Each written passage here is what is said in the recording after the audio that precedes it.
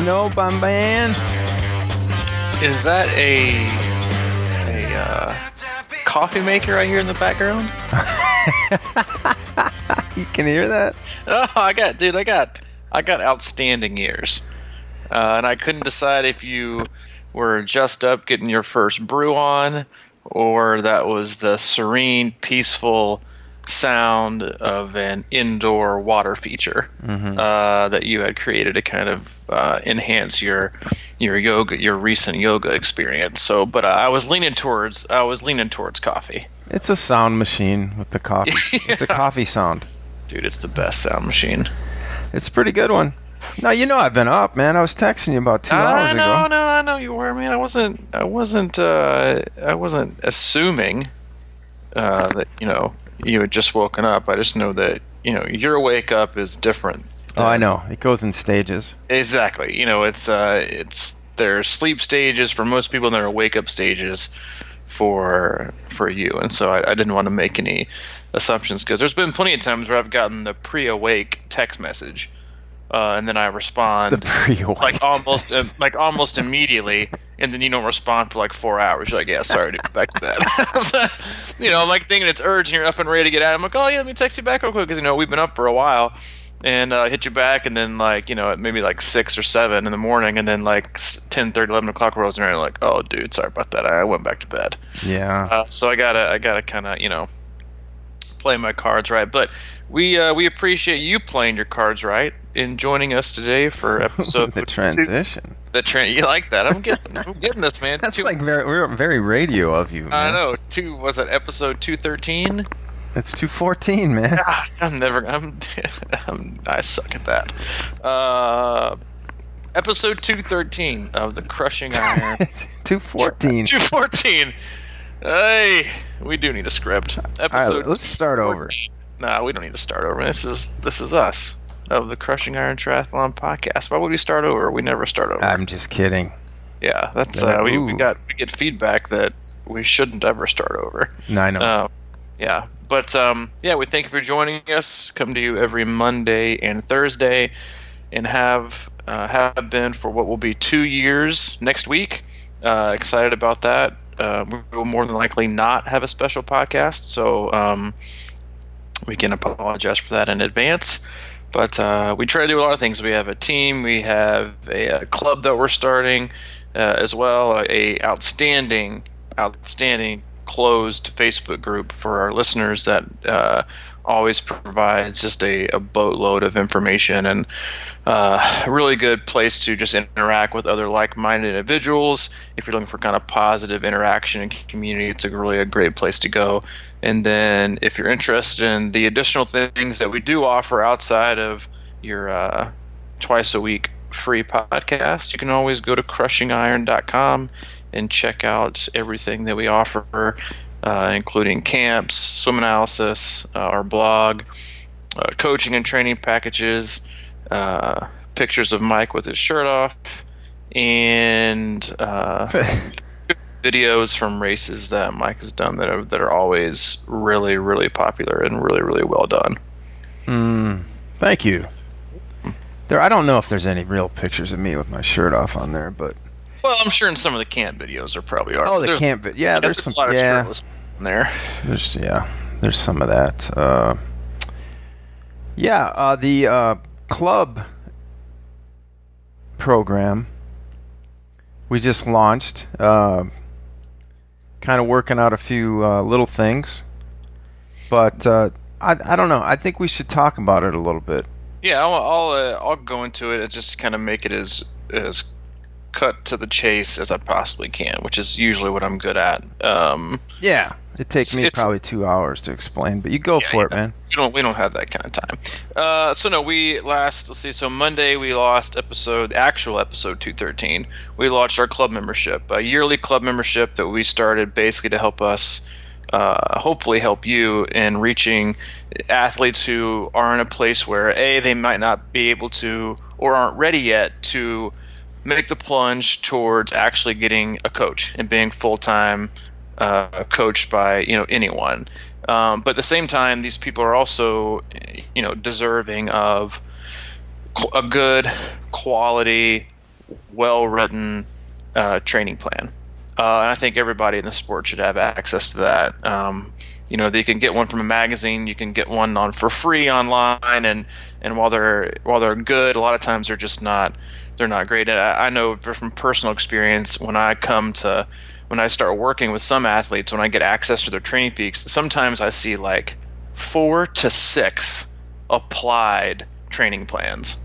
Okay. Because what they do is they buy one or on Training Peak store or whatever, and they get lost or they get behind, so they don't like it, so they apply another one, and then they apply another one, and it's just total overload.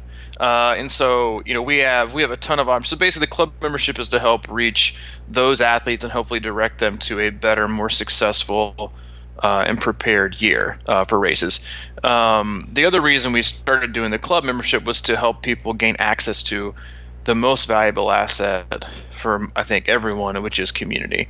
A great group of individuals, a great group of athletes who think like you, who are supportive, and as isolating and as lonely as triathlon can be, depending on if you live really, really far away from a club, or even if you're in a club, you might not have this. There might be a limited amount of individuals who have that same personality or the culture and community that you're looking for. So those are the two main reasons we created them. The C26 club membership includes fairly simple things. You get a 30-minute phone consultation with Mike, which we all know is going to be more exciting and fun than the 30-minute phone consultation with me. The second and the biggest thing is you get unlimited access to all of the training plans that I have uploaded to the Training Peak store. There are a ton of them in there. They range from off-season plans to swim-only plans to Sprint, Olympic, 70.3, and even Ironman specific plans, like race-specific plans. I think Ironman Arizona, I've got one on there. Ironman Louisville's on there. And then you've got just your standard 16 or 20-week 70.3 or full Ironman plan. These are plans that I've created based on my philosophy and the way that I like to coach athletes. So you have access to all of them, as many of them you want. Wow. Hopefully you only do one at a time, and that's something that we would obviously help guide you on. You would also get priority placement in the camps that we offer. That's our triathlon camps. We always start those off by offering those to our team members first and let them take first dibs, which I think is more than fair and understandable, and then open up to the general public. And club members would fall after the team members. So go team members, club members, and then general public. Then they would also get priority options for customized weekly coaching, which is the weekly coaching that I do with the athletes that I work with. When those spots become available. And then I think one of the bigger aspects of it is you would get a 12-week customized training plan for the race of your choice. And so example would be if Mike signed up for the club membership, his big race was Ironman Louisville next year, and he wanted to do his 12-week plan for that race. Basically, once we got closer to that date, I would go in and I would create, based on what I saw of your training and your tendencies, strengths, and weaknesses, I would create a 12-week plan that ended on the day of Ironman Louisville. And if you had races in between there, I would obviously take that into account. Very, very easy. And then the last thing would be you would have access to a closed club-only Facebook group that we will launch on January 1st with access to each other, Q&A sessions and videos from Mike and I, and then guest appearances from some of our awesome active athletes that I coach one-on-one. So it's a great package. I think we've tried to go above and beyond to help reach other people. We've had a lot of questions about it. It's $299 for 12 consecutive months or for the year, and that is good until January 1st. And then after January 1st, it goes up to $399. So take advantage of it. Reach out to Mike if you have any questions at crushingiron@gmail.com. You can also reach out to me, C26coach @gmail.com.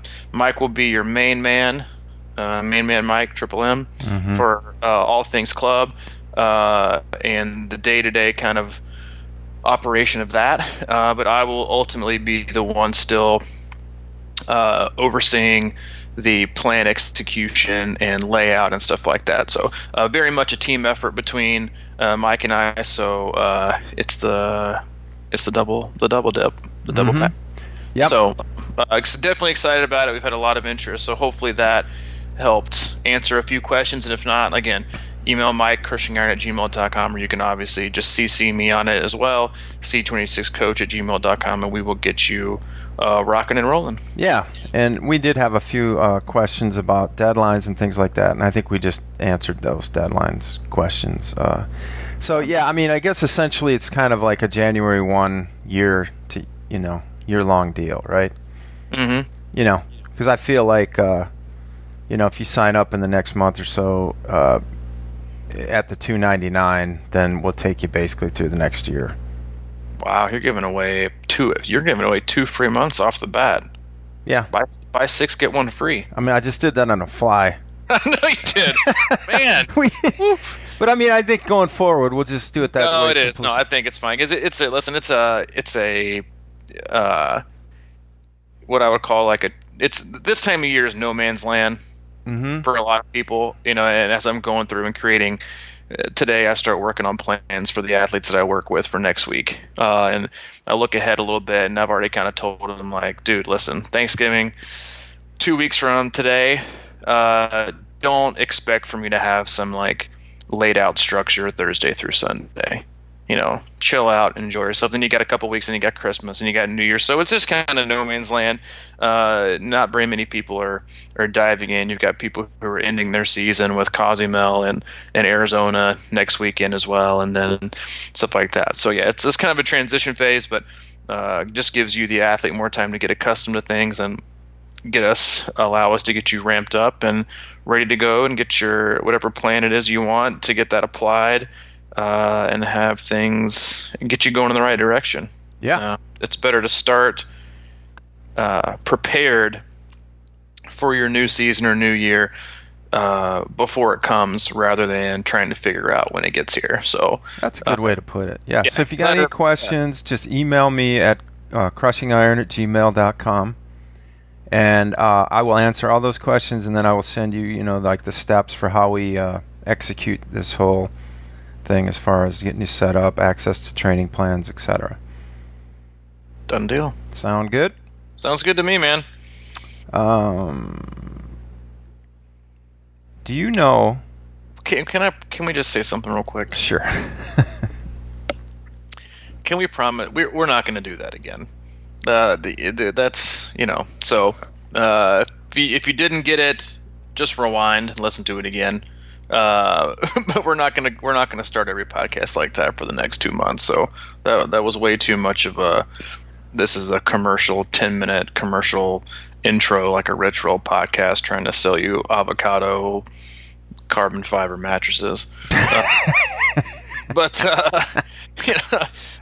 Anyway, you got anything? You got a top? I mean, I got plenty of topics for today, but I'll put it in the show notes if you don't want to hear about the club stuff. Start about 13 minutes in. Yeah, perfect. 12. Yeah, there you go. I'll give you a heads up. We're trying to be transparent about that. Yeah, I don't know. I mean, I thought maybe we'd do an election recap. Hello, I think I lost you. Yeah, I tuned it out that way. I know. Well, maybe how it affects the triathlon. Okay. Well, I said this to my wife the other night, and the morning after the election results came out, and this is true for what I believe of a lot of things, regardless of what you think about whatever. Because frankly, I just don't care. If you expect anything to change overnight, then you're just naive. Nothing changes, regardless of what you want in life. People's perceptions, people's beliefs, people's agendas. If you're expecting a quick turnaround after decades and centuries of one thing, then you're just being naive. In triathlon and training, that goes very much in the same direction. Mm-hmm. Bingo. People expect a quick fix. And I kind of laid this out to you yesterday. We talked about, and I do have to say first off, I had an outstanding, and we'll plug him in on another day because I had an outstanding conversation with Joe Fleetner, who is the race director and owner of Above the Fold race management. Above the Fold, I think that's just what it's called. He has a ton of races here, kind of in the Tennessee, Kentucky area, the Dixie Tri, the River Bluff Triathlon that you and I have done, and Tri Louisville, which is actually a team race of ours that we're doing next year, obviously up in Louisville. And we met yesterday. We had coffee just to talk about a lot of things. And I can tell you right now, if you've ever had questions about doing any of his races, you should do them. He has his mind and his heart in the right place and really likes to do things and wants to do things well for the communities that he works in and for triathlon in general. It was an awesome conversation. We'll kind of go into that on a deeper day. Hopefully maybe even have him on the podcast, but we were talking about something else yesterday. And I said people are addicted to changing everything they should stick with, and then they're addicted also to sticking with everything they should change. And that is also so much of what people expect things to change overnight, and usually it's in the wrong areas. Whether it's training that they're married to and they're afraid to change, or whether that's they try something new and they expect to become, they tried out this new swim program. They expect to be Katie Ledecky in a pool in like 2 weeks. Expectations and long-term success and everything, or long-term transition into something else. You just have to be patient. You have to. It takes a while. And you can't expect it to always go your way. And I mean, I could go a million different directions with that in terms of this time of year and training and approaching and maybe even looking back on how your season went.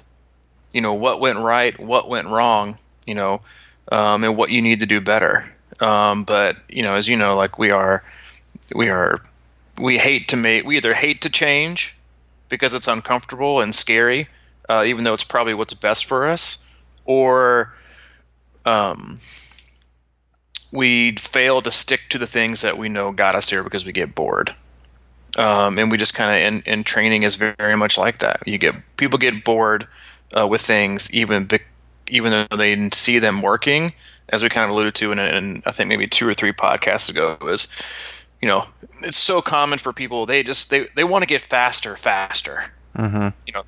They want to be faster at getting faster. And this is a very difficult time of year, as we kind of floated back when talking about the club membership. This is like one of those kind of no man's land times of year too. So a lot of different directions we could go. I'll let you take a bite out of that, and then we can go from there. It's very difficult, man. Sometimes that wanting to get faster thing, and the idea of changing something to get faster, but not having the patience to stick with that and whatever. So how do you get to these? How do you talk to people about,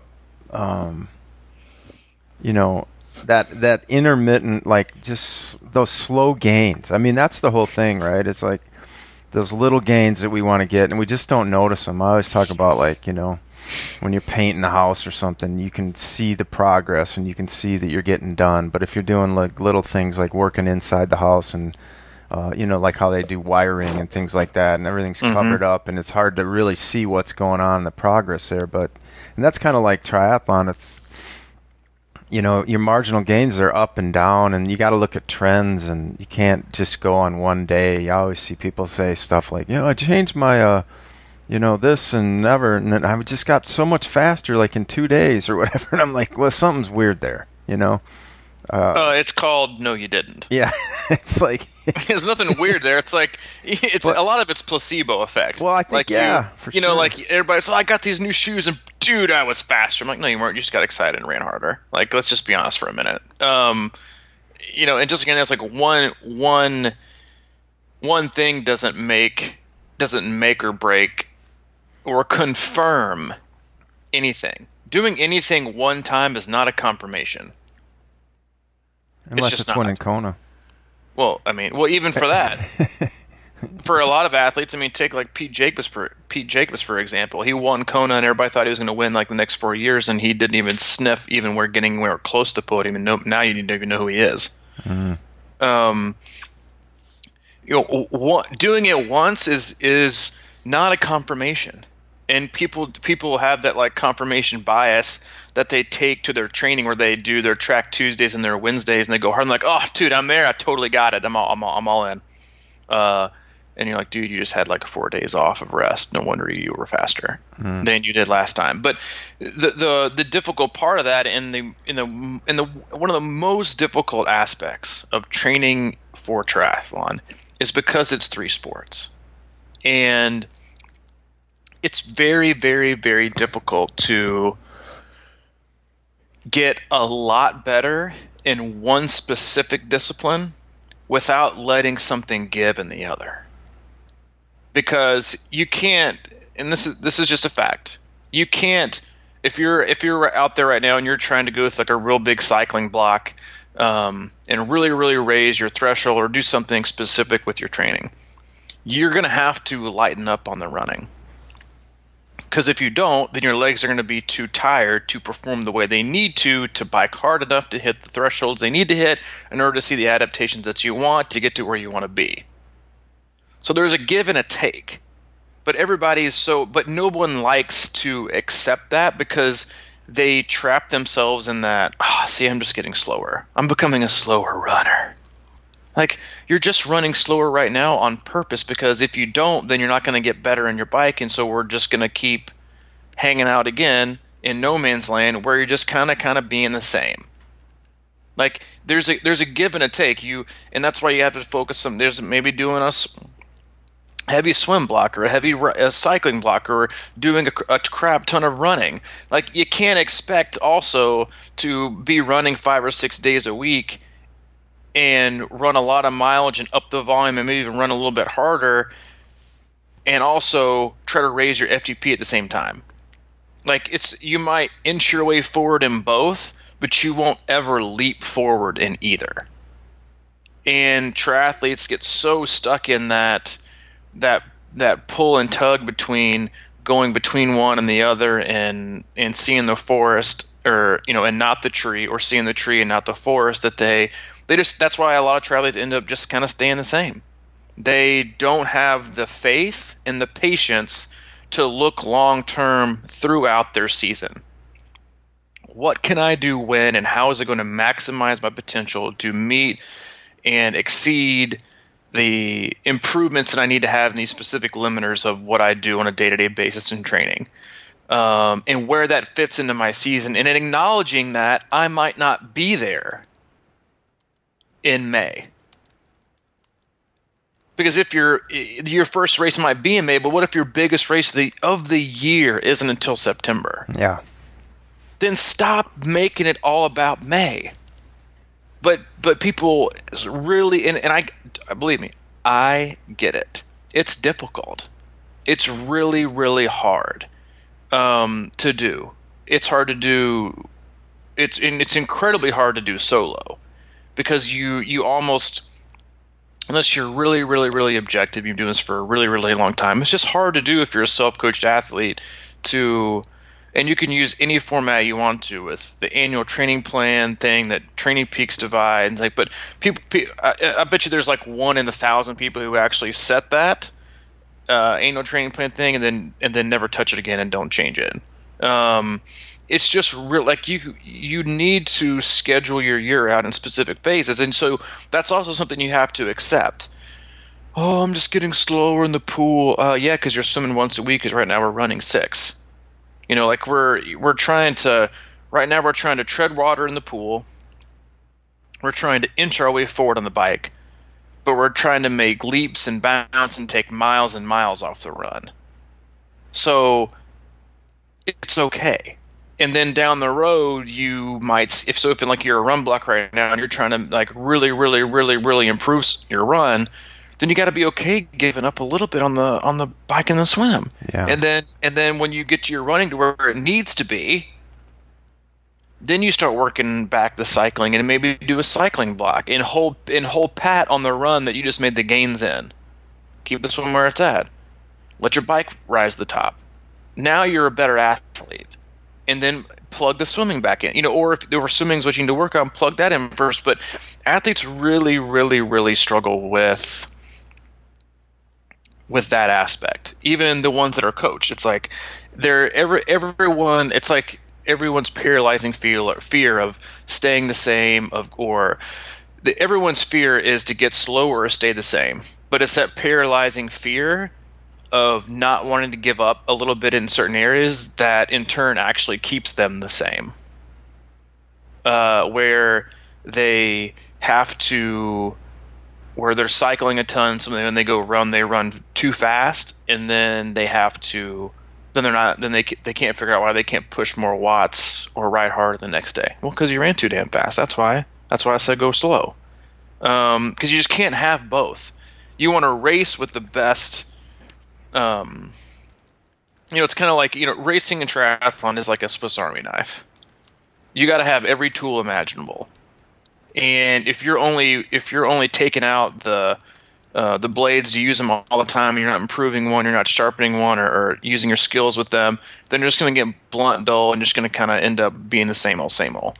You have to just really work on everything individually, but it's hard, and that's why this sport is so difficult for a lot of people, and it's so complex because it's 3 different sports, and how do you blend them, and how do you structure the workouts, and how do you do the days of your week, and how do you manipulate the training to make sure I'm getting better, and it's just hard. And that's why people also find themselves just training themselves to stay the same, because they don't have the faith to see the bigger picture within the year. Yeah. And I mean, laced in there is recovery.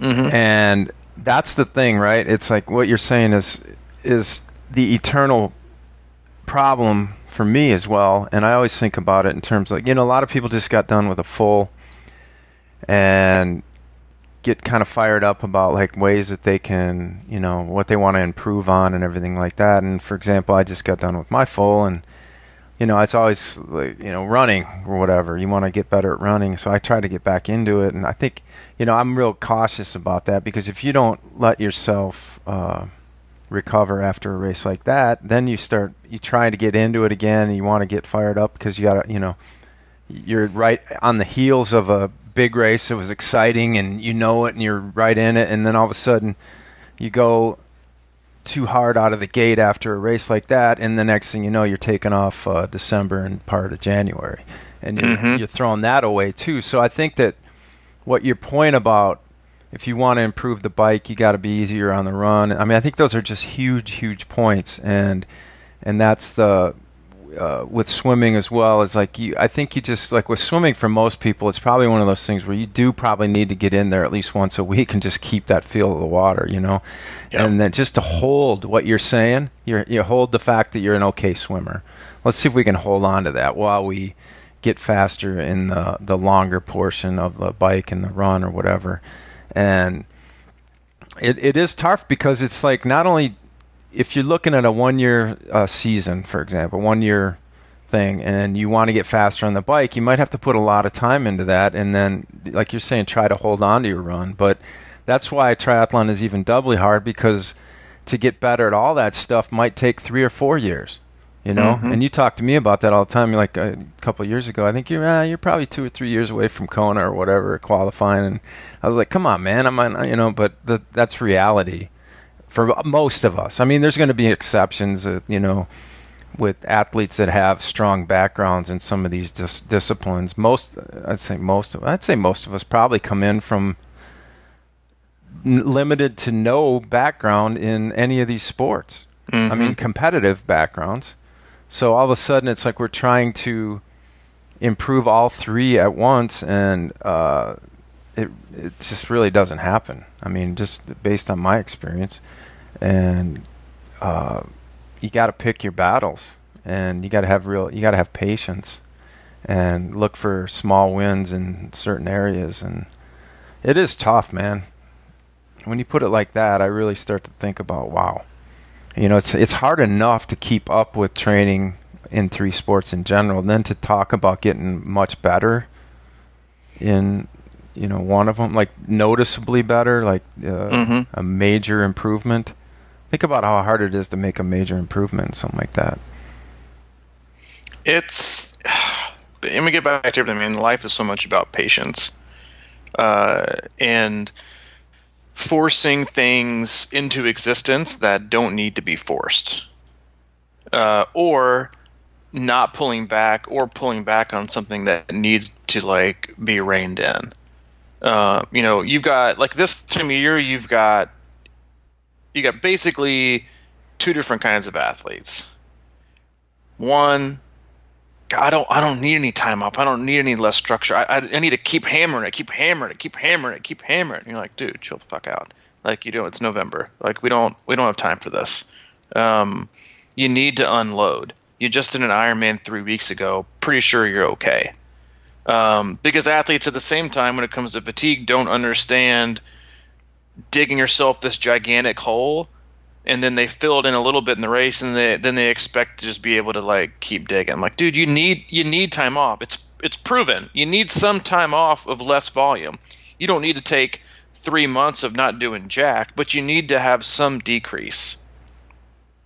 Then you have the other athlete who's like, dude, I don't want to do anything. Like, I understand coaches are giving me workouts, but I'm taking them as suggestions. And I may or may not do them. And so with the athlete, that's like, I want more.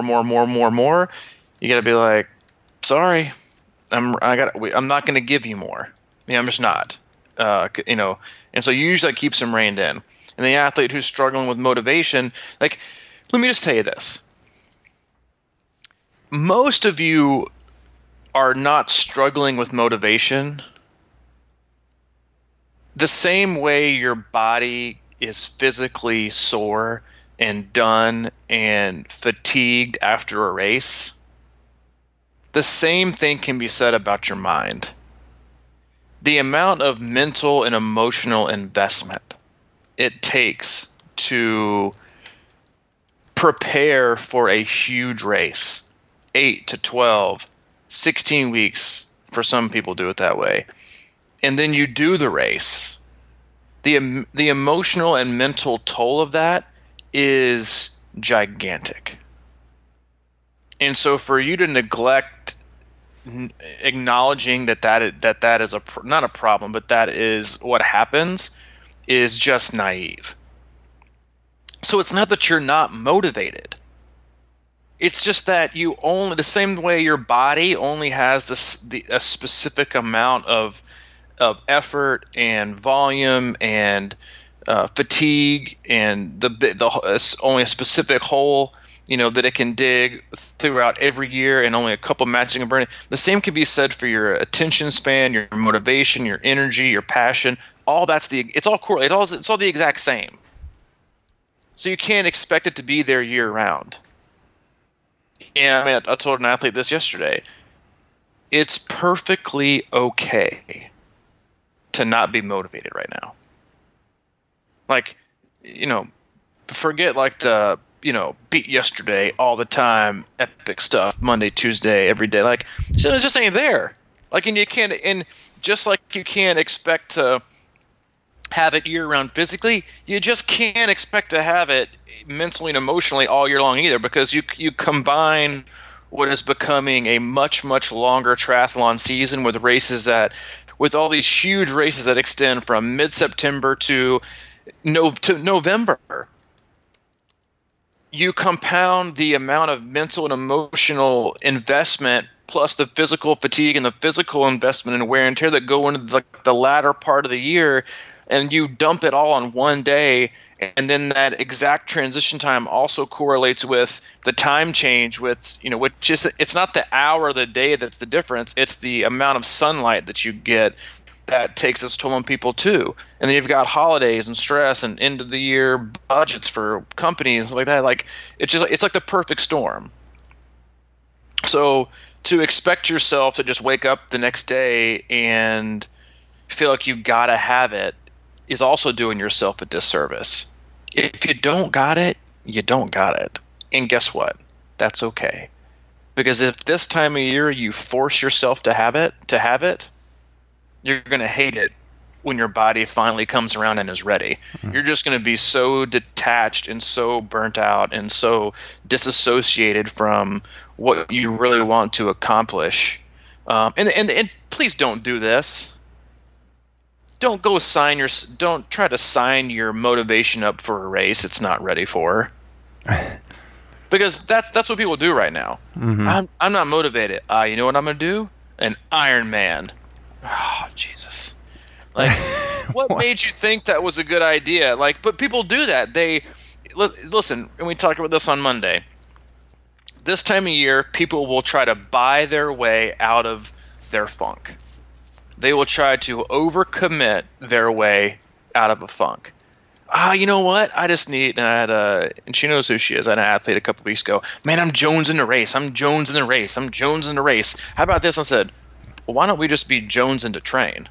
And she's been a machine ever since. Got to give her credit. But it's just like we want to buy ourselves, and that's society. That's how we are as people. It's not society. It's just how we are. Like when you're down in the dumps, what do? You go buy yourself something.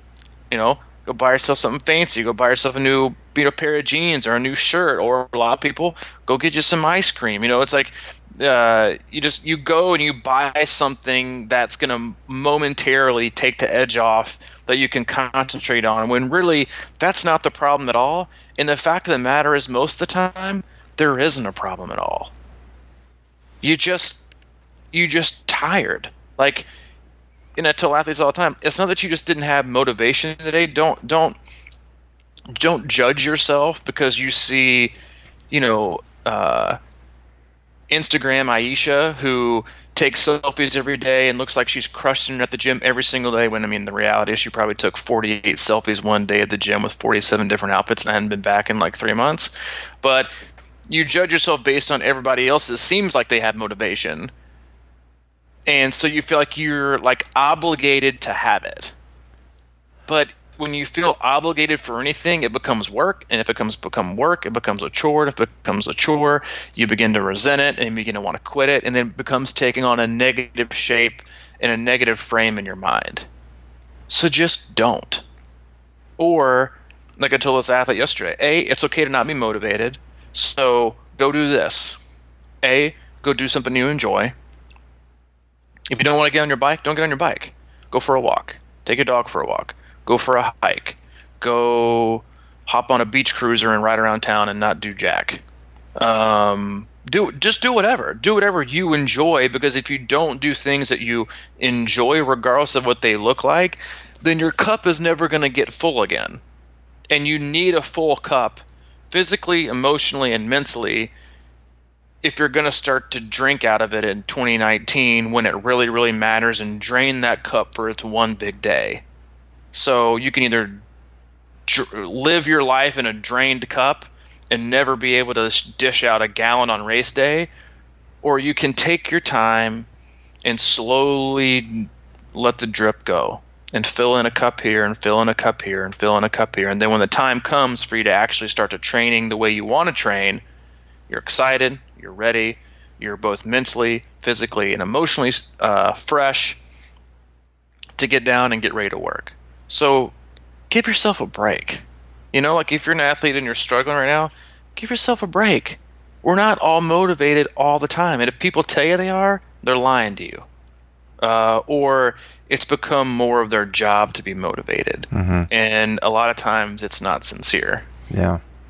Well, I mean, triathletes do have a tendency to be like just on, and that burning hot thing. You can do that for so long. You can convince yourself to keep going, but you're right, it does wear you down. And I would suggest that, like, what I try to do in this time is really, I mean, I think we can always be motivated. It's just what we're motivated for. It's like, if you want to, like, now, instead of trying to motivate yourself to be thinking about, you want to be busting your balls every day and still crushing it, motivate for the little things, and motivate to, like we were talking about, recover. For me, like I'm motivated now to solidify my meditation practice again.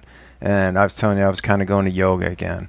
And I'm motivated to sort of recover my body right now and get back to a spot where I'm strong and I'm energized and I'm not like feeling like I got to go do 2-hour rides every day and have that sort of like low level chronic fatigue burning.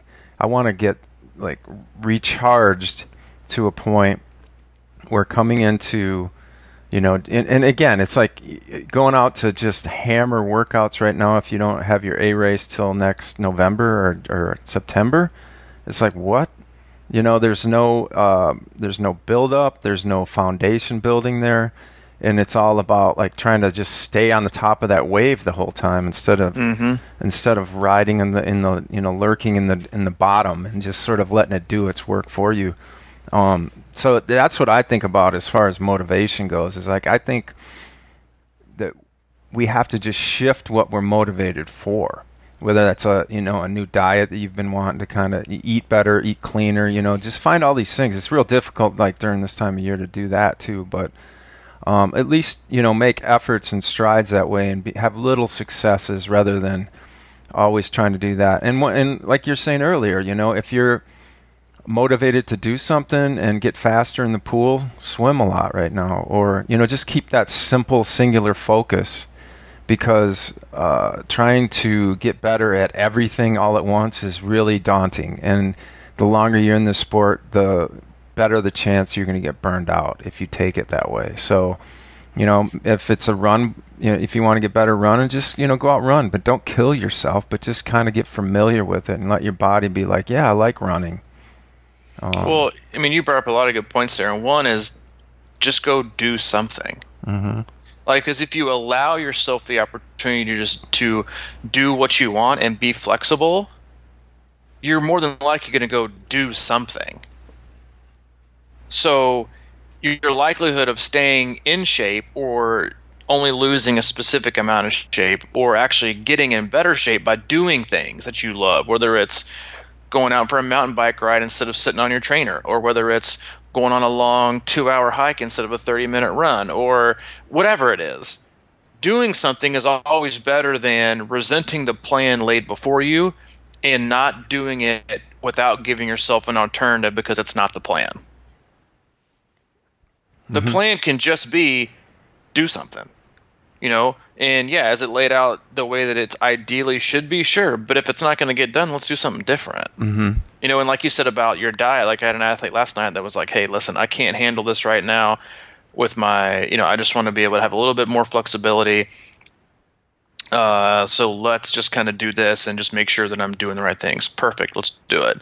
Because this athlete also just started with a nutritionist, and it's coming off a big race of the year. And obviously we know like November, December is just super hard in general to stay stress-free and focused, especially coming off when you've been doing it pre-Ironman or pre-long race. And like changing your diet and stuff like that takes a crap ton of mental fortitude. Oh, man. And adherence and being strict and giving up things. So it finds people usually sluggish and fatigued, grumpy, all these kind of things, and it takes a lot out of you. So this was a very mature decision from an awareness standpoint of the athlete of saying, I've only got this much left, so I got to just do this and be a little bit lax here. Dude, go for it. No problem. Because guess what's also happening? Positive changes are still occurring. Mm-hmm. Versus, like you said, not doing anything. This person is doing something and still moving forward. Because, again, most athletes pick I'm either going to go all in and go for the big day, or I'm not going to do jack. Because that's just what happens. I know. And so you end up getting a whole lot of times you get nothing. And a whole lot of some things strung together are always better than your one day of reaching far and then basically doing nothing for a week. And, trying to, like I said, either trying to do your one training day back. You know what? I'm not really feeling it. I'm going to go out tomorrow and do 20. That sounds like a great idea. Good luck with that. and then they can't work out for like 3 weeks. Or like I said before, it's the athlete. It's like, I just have no motivation. You know what I need? I need a race. I need to go drop, 400, $800 and commit to something, and that'll get me motivated. No, it's not. It's not going to change your motivation. It'll change the pressure. I talked with a newer athlete maybe Monday, and she was talking about needing to sign up for a race. I said, let's just not. This athlete had come from a race last year and went through what a lot of athletes did. When they come off races, this athlete raced early last year and then was in like post-race funk for the whole rest of the year, and became so, had distanced herself so much from training, and then went through a lot of other things too. But it just is that far removed from racing and from training and just getting back into it. And it's like, I think I kind of need to get in a little bit of shape. And then I was like, I'm like, how about we just don't pick anything? How about we just do this? Because, as a coach, like my primary role is to be pro you.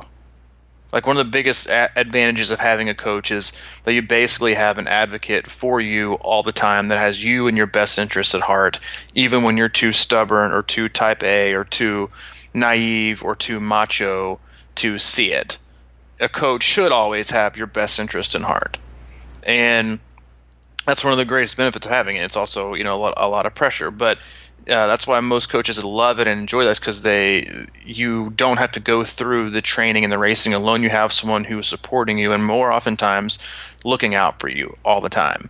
And so I told her, I said, listen, I said the number one goal right now is for you to find your love for training again. Yep. It's because they had come from a place where they just weren't happy with training. And so I said, let's just not sign up for a race, and then let's just get back to what's most important, and that's you being healthy and you being happy and finding your love and finding your joy in training. And because if you can do that, then you're going to be consistent. And if you can be consistent, you're going to see gains. And you're going to do that, and then something will come up and something will occur, and you'll understand and feel that you're ready. And then we can start to look. But why apply pressure to yourself by an external factor like a race or an event or anything else when you're already placing enough internal pressure on yourself just to find your way back and why and how you've lost confidence in training? So just find what you love and why you love it, and go all in on that. Don't try to change because sometimes like right now don't try to change or battle your heart or your soul. If your heart's telling you don't go do this, then don't go do it. Like do the alternative that, like if you're like, but I got to get that 30-minute run in today. And you're like, yeah, but it's so beautiful outside. I would love to go on a long hike with my friends. Go with a long hike with your friends. Yeah. Like that's a no-brainer. Like follow your heart right now, because, you can't use them up all the time. Like you can't just use and abuse the mind and the heart and the body all the time and try to take control. You're just kind of going to let things lead the way. And because if you don't, like I said, you're going to end up resenting so many aspects of the great parts about training that should be fun. Because we do this to stay in shape and to feel good about ourselves and to relieve stress and to relieve pressure, and it should be an outlet, not a object that we start to resent because of the fact that we feel like it's on our to-do list and not just on our do something that allows you to move list that you enjoy. Mm-hmm. It's a hard time of year for that. Yeah. And I'm sure there are people out there, like that talk about or think about, I really do want to improve, say, my run this off season. And they might listen or, get motivated by something or read somebody that says, I did this crazy run. I ran 25 miles and it just like changed my life or whatever. But these are, usually kind of like, I don't want to say lies. Well, maybe lies. I don't know. But yeah, I'm sure there's a lot of people out there right now that could go out and do a 20-mile run right now that are listening to this, and that haven't run much lately. You can do it, but like you're saying, it would just kind of wreck you. So, like, how about these mid-range goals, or get motivated to do mid-range things? Like, maybe take that, you want to get your run going and you haven't been running much, go out and run 6 days in a row, short, easy runs or something like that. And then start thinking about, okay, I'm back in, kind of warm up your quest to get better at running. But don't just dive in with some crazy thing today just because you're psyched up. I think that's what happens. It's like, I do need a race. I'm going to go out and just run 20 miles a day. Because I think that way. Even like the other day, I went out and I said, I'm going to start running trails, and it wasn't bad, hilly stuff, but it was just kind of off-road here in my neighborhood. And I said, I'm going to go out and run an easy little 4-miler and just kind of see if I can keep that going for a few days and do that. But you know what I did? I went out and did like 7. And I was like, I felt good. It was like 6 or 7, and it was just not that much more. But guess what? I haven't run in a week since that time. You know what I mean? So it's those little things, those mid-range. Like I always talk about easing into the swim or the run or the bike. Letting your body kind of get warmed up, and then you can kind of go. Or like don't really hammer your bike a little until mile 70 or something like that. It's like these. You have to respect your body's adaptation to individual events, but I think in order to make real gains, you have to respect your body's ability to warm up to the concept of, hey, we're going to try and run hard here in a few weeks, I really believe in the patience concept and allowing your base to form and your body to really adjust to what's going on in your head, because your mind seems to get ahead of your body so much in this sport. And it's people fall into that, they call like blunt force trauma. They fall into like the blunt force training aspect. I'm not motivated, but you know what's going to get me motivated? Going out and absolutely trashing myself today. You know what? I'm going to prove to myself that I got it. Yep, that's it right there. Proving to myself that I haven't lost it. So if you could run 20 miles, it's in me. I am motivated. I am pumped. Give it to me. Crash and burn. I'm going to ride 200 miles tomorrow. Yeah. And I haven't ridden since Louisville on my. You know what I mean? Like. Well, it's like. But it's true. And people do that with the racing too. Like. But think about it that way. If you can do that, you haven't lost a lot of fit. You know what I mean? You still have fitness. If you can go out and run 20 miles, it would crush you and trash your body or whatever. But you can, it's like, think about it. If you built that in a smart, in a marginal way from here until your next race, you'd be in damn good shape. Training and diet are so much alike, because this is the time of year. Yeah, and I'm going on that vegetarian, gluten-free, high-octane, butter coffee, meat only on Wednesdays at 7 p.m., ketogenic, hyperphase diet. What's that include? Well, so you see, I got to give up all food, and I can only have an almond every 6 hours, Monday through Wednesday, and then a piece of celery with a little bit of peanut butter on Friday. That's just the start. That's what they call like the jump start. The jump start. the jump start. And then I got a juice fast for 4 days, so I can only have liquids. And I can't have anything past 4 p.m. because my body has to get into hypertrophic sleep apnea ketosis. All right. So how's that going to work out for you, man? Nope, it ain't gonna work. Your body and your mind and your soul are gonna revolt, and you're gonna be snorting French vanilla creamer about 6 hours into this deal. Or you could just make small changes that are attainable, that set you up for success. Do that. Because that's the same thing. The blunt force diet and the blunt force training are all the same. It's super traumatic, and you're not going to be able to recover from it. Or if you do, you're just going to go right back to where you started. So just make small changes.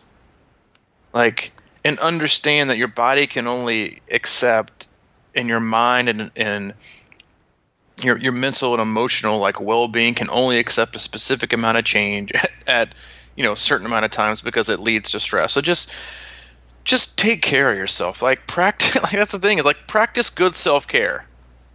Right now, practice good self-care. Take care of yourself. Starving yourself does not count. Juice fasting for 38 days probably doesn't count either. But just do small things to make small changes in your life, because if you're more often to make small changes in your life each day, or in certain aspects of your life that are going to lead to huge changes, versus making big changes that are only going to lead to small differences in your life for a matter of a few days. Mm-hmm. But again, it's that acceptance of where I want to be long term to what I want to feel like tomorrow. And it's finding that balance. Yeah. And I highly recommend writing about that or journaling about that kind of stuff, and making note of those small changes, because like I said, when you make small changes, they're easy to overlook or neglect, and I think it's important to point those things out and remind yourself that you're making those small changes. Like maybe tomorrow your small changes, you're not going to have I'm speaking for myself, maybe tomorrow my small change is not going to be having a Snickers bar when I decide that I really want one. Just one thing. And because it's so easy to kind of maybe talk yourself out of that one little thing, but it's also easy to not give yourself credit for making that move in the right direction. Mm-hmm. And those are the little things, hey, you got to pay attention to those. You got to give yourself the credit, and you got to notice that in a big picture, those things add up to huge things. 2 weeks of no Snickers bars equals a 20-mile run, or something. It's look at it. I couldn't agree with you more, and it's not the easiest thing to do either, to make those small little changes. And I think it's a lot of times just because you don't really notice them, and you don't think they're a big deal, but they are. If you make one little change today, and then make a change and a half tomorrow, and then by the end of the week you might have a whole, or 2 weeks you might have a whole, I ran 2 miles a day. I ran 2.5, yes, whatever.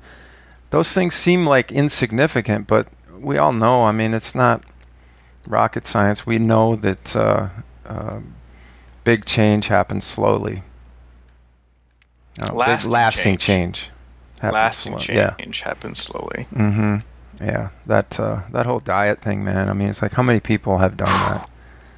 99% of the population. Yeah, everybody and it's so weird, because you do it, and the first day and a half or 2 days, you are you feel so good about yourself. I am on the money, and I crushing am it. Success story. And then you start writing your book. It's gonna change the world. I finally figured it out. And then 2 or 3 days later, you cave, and then you cave hard, and you eat a whole bag of chips, and then you order 2 pizzas, and then you just completely feel like crap about yourself. Oh yeah, and your book became a pamphlet. Yep. Of how not to do things. Your book became a pamphlet. My inspirational autobiography just became a rest stop pamphlet on how to not to live your life. Dude, if you could see how things have changed. I have because I'm a wannabe novelist at heart, and I've got I don't know, probably 50 folders on my various desktops and hard drives of titled books, and I open them every now and then, and there's 1 page in there. It's that's exactly what happened. How I got faster in 60 days. And then it's got day 2 is well, I lost track of things today, but tomorrow, whatever. It's yep. Make small changes. Make small changes, man. Everybody. Yep. So hopefully you're still hanging around and you can make small changes. You got something out of this podcast. You got through the club intro. And again, if you want information about the club, email me at crushingiron@gmail.com. We've had, I want to thank some recent Patreon supporters for the podcast. You can support us on a monthly basis, either with $3.26 a month or $13.26 a month at patreon.com/crushingiron. It's real easy, and we really appreciate that. Shout out to you guys. I also want to shout out to Chicago. Chi-town, as they say. Chicago, yeah. Isn't that what they say? Chi-town? Chi-town. Yeah, sure, Chi-town, whatever. Yeah, my old stomping grounds. Big audience up there. Our biggest audience. Yeah. Who would have guessed? Who would have guessed? We were kind of digging around in the statistics of the podcast yesterday and uncovered that gem. Mm-hmm. So thank you. Thank you. Go everyone. Cubs. Go White Sox. Go Bulls and Bears. Yep, all those overrated has-been teams. Oh, ouch. Yep, and Chi-town has now moved to number 6 on our top listener list. That's probably because Starkey's going crazy downloading the cast all the time. Yeah, it's definitely not him. You don't think? No, it's definitely not It's him. not lawn mowing season. It's not like exactly. It's not lawn mowing season, but yeah, thanks. Yeah, regardless of what city you're in, we appreciate you listening, and as always, we always appreciate the feedback. And if you have any feedback or just general stories about the podcast or how it's helped you or how you hate it, you can also email us, Mike at crushingiron@gmail.com or me at c26coach@gmail.com, and we will come to you next week, Monday and Thursday again. Mm-hmm. Pick a small goal and start it. What's that, man? And also, if anybody can predict the second biggest city listenership, I will Yeah, right. come up with a prize. First one to predict the number 2 city that listens to the Crushing Iron podcast, I will, I don't know, I'll come up with something. Post it in our closed Facebook group. If you're not in there, search Crushing Iron Group. Tell us why you like the podcast. Please answer that question, and we'll let you in. Sounds good, man. All right. All right, dude. I'll catch you later. Thanks, buddy. See ya. See you, man.